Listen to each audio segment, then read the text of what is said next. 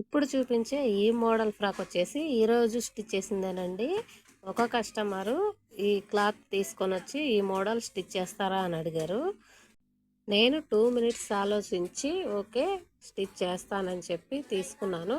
వాళ్ళు నాకు చిన్న వీడియో క్లిప్ ఒకటి చూపించారు ఈ విధంగా స్టిచ్ చేయమని చెప్పి.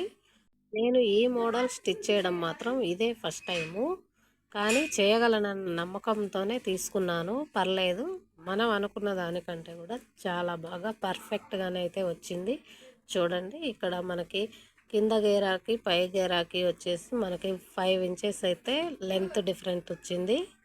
ఇక్కడ లేస్ అనేది అటాచ్ చేయడం వలన ఫ్రాక్ అనేది చాలా అంటే చాలా లుక్ వచ్చింది కదా. తనైతే ఈ ఫ్రాక్ కోసం 9 మీటర్స్ క్లాత్ అయితే తీసుకొచ్చిందండి.